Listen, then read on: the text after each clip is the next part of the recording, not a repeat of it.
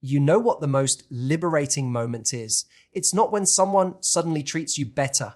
It's when you finally see clearly that their behavior isn't a reflection of your worth. Avoidants thrive in the shadows of your self-doubt. They pull away, they go quiet, and because you care, you chase. You rewrite your own needs to make them comfortable. You teach yourself to be okay with breadcrumbs, just so you don't lose them entirely. But here's the shift the moment you wake up and say, wait, I deserve someone who shows up, not someone I have to chase down. That's the moment the whole game changes. Why? Because avoidants only have power when you're asleep at the wheel of your own standards. When you wake up, their distance isn't mysterious anymore, it's just unattractive. And here's the funny thing, the second you stop chasing, the avoidant often panics. Why? Because your energy was their safety net. When you stop carrying the relationship on your back, they feel the weight of their own behavior for the first time. That's the collapse. Not because you played a trick, but because you finally stopped betraying yourself. So wake up, stand tall, and remember your peace, your standards, your clarity. That's what makes you magnetic. When someone with avoidant tendencies pulls away, it's easy to fall into the trap of thinking you must have done something wrong.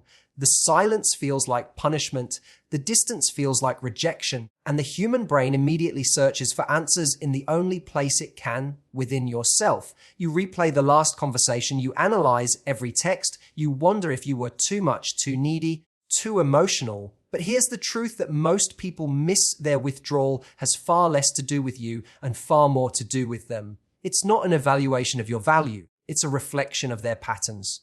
Avoidants are often triggered not by flaws in their partner, but by the closeness itself. When intimacy deepens, when vulnerability is required, their instinct is to pull away to protect themselves. This doesn't mean you are unworthy of closeness. It means their coping mechanism is distance. The problem comes when you internalize that withdrawal and translate it into a story about your own inadequacy. If you don't consciously interrupt that pattern of thinking, you begin to believe you need to shrink to keep them close. This is where so many people start abandoning themselves. They hold back their affection, silence their needs, and start tiptoeing around the relationship in the hope that less intensity will make the avoidant feel safe enough to stay. But what you're really doing is teaching yourself that your worth is conditional, that you have to earn connection by being less of yourself. That is not love, it's self-betrayal. Your value doesn't decrease just because someone is unable or unwilling to meet you where you are. Think about it. If you have a priceless painting and someone doesn't know how to appreciate art, does the painting suddenly become worthless? No.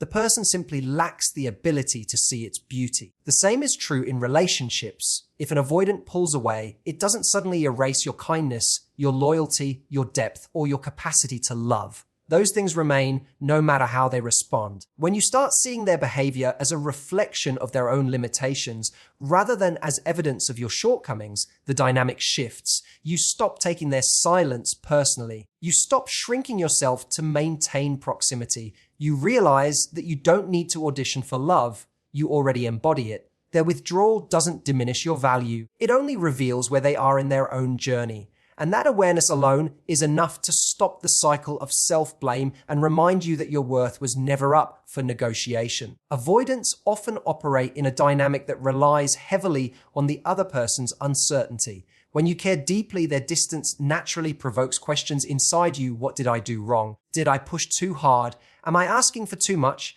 That self-doubt becomes fertile ground for them to continue withdrawing, because instead of holding them accountable for the space they've created, you turn inward and look for ways to fix yourself.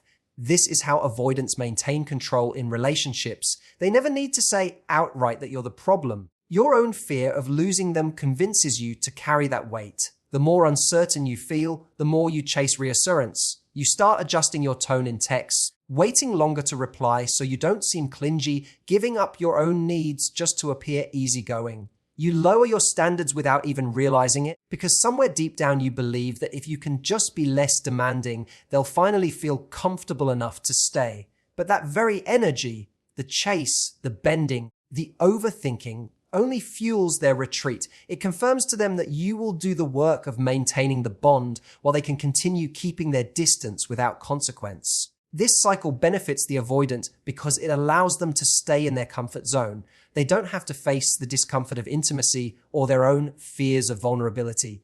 Instead, they let you absorb the tension by constantly questioning yourself. And because you care, you're willing to accept the crumbs of attention they give, convincing yourself it's better than nothing. What you don't see in the moment is that this pattern is designed to keep you small, focused on chasing rather than receiving. The truth is, the avoidance retreat is not proof that you're too much. It's proof that they can't handle what a healthy connection demands. But as long as you're wrapped in self-doubt, you'll keep chasing their approval, which makes it easier for them to avoid taking responsibility. Your self-questioning becomes the very fuel that sustains the dynamic. When you recognize this pattern, you start to see that their power doesn't come from their silence. It comes from your reaction to it.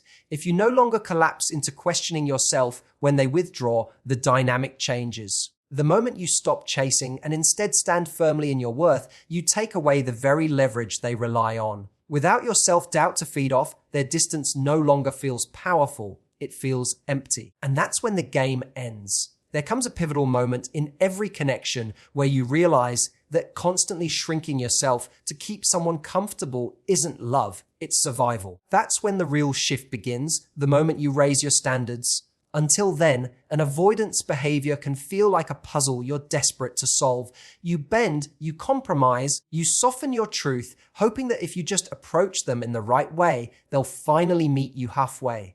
But the truth is, no amount of shrinking will ever turn distance into closeness. What changes everything is when you decide that consistency and emotional availability are no longer negotiable. Raising your standards doesn't mean creating impossible demands or expecting perfection. It means getting clear about what you deserve in a relationship: respect, presence, effort, and reliability. It's saying to yourself, I will no longer accept being treated like an afterthought.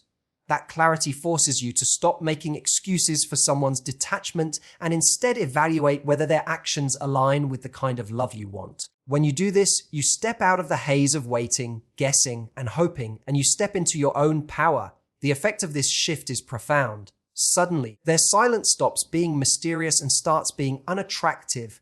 What once left you anxious and questioning now feels misaligned with the version of yourself you've committed to. Instead of asking, what did I do wrong? You begin to ask, is this enough for me?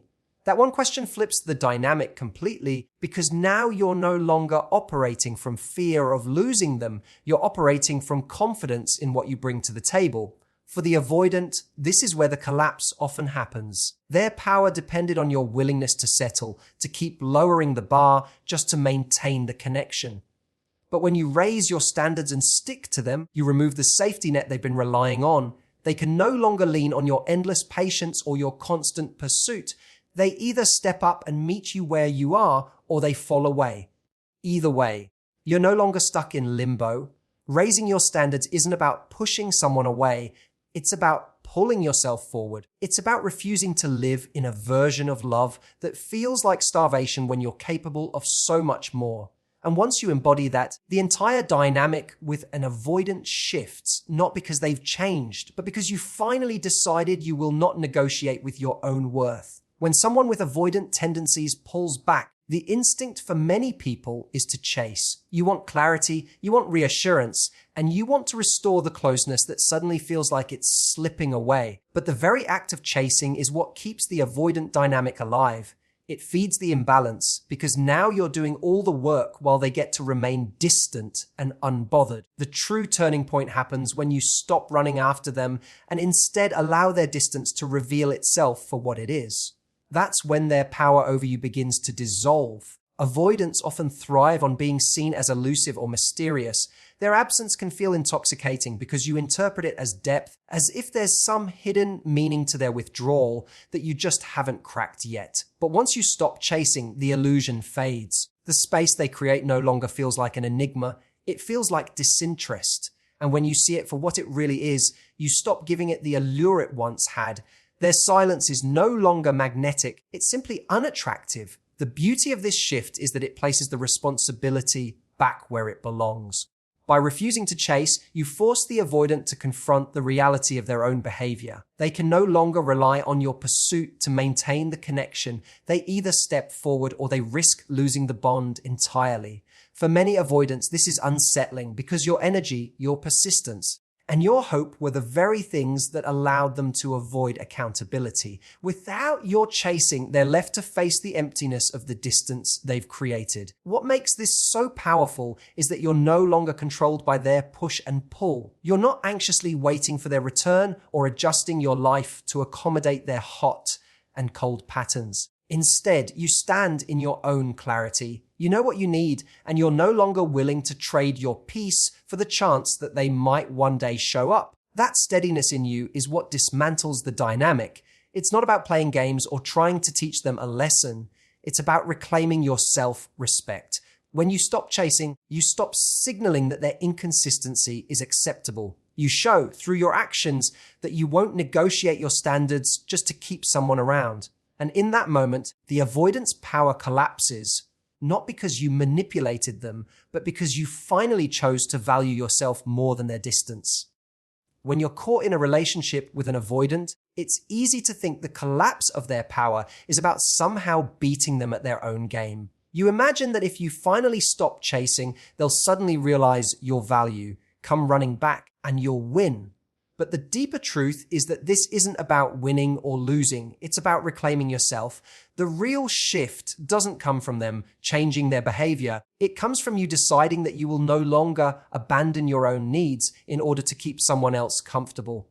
For so long, you may have believed that maintaining the connection depended on how much you could tolerate. You convinced yourself that if you could just be patient enough, forgiving enough, or undemanding enough, eventually the avoidant would reward you with the consistency you craved. That belief kept you trapped because every time they withdrew, you tightened your grip. But what you didn't see was that in holding onto them so tightly, you were letting go of yourself. The collapse happens when that dynamic ends, not because you've outsmarted them, but because you've remembered your worth. When you stop betraying yourself, you stop feeding the cycle. Their withdrawal no longer sparks panic because you recognize it's not your job to chase someone who doesn't want to be caught. You stop rehearsing the old questions. What did I do wrong? How can I make them stay? And you start asking a new one. Does this relationship honor who I am? That single question shifts the focus from them to you, and that is where your power lies. The moment you choose peace over chaos, standards over excuses, and clarity over confusion, you reclaim the ground you've been giving away.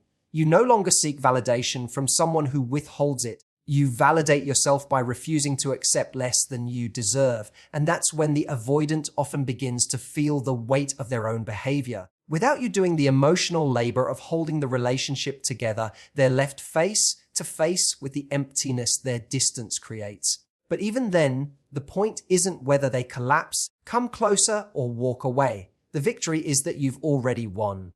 Because you've chosen yourself. You've chosen to protect your peace instead of sacrificing it for scraps of connection. You've chosen to stop playing a game where the rules were designed to keep you small.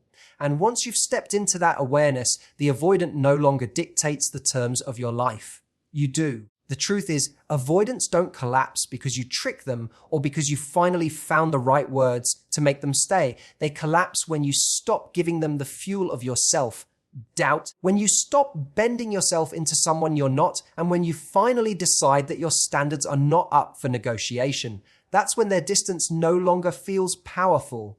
It feels empty. And that's when you rise. Remember, the real victory was never about getting them to change. It was about you changing the way you show up for yourself. The moment you wake up to your own worth, you take back everything you thought you had lost. You stop waiting to be chosen and you choose yourself. And from that place, you become magnetic. Not because you're chasing love, but because you're embodying it. So carry this with you. Your peace is priceless. Your standards are your protection, and your clarity is your freedom. Don't trade them for anyone. Thank you for giving me your time and energy today. Take what resonates, live it, breathe it, and let it remind you of the strength you already carry inside. Until we meet again, take care of yourself, honor your heart, and never forget you are already enough. Goodbye and thank you.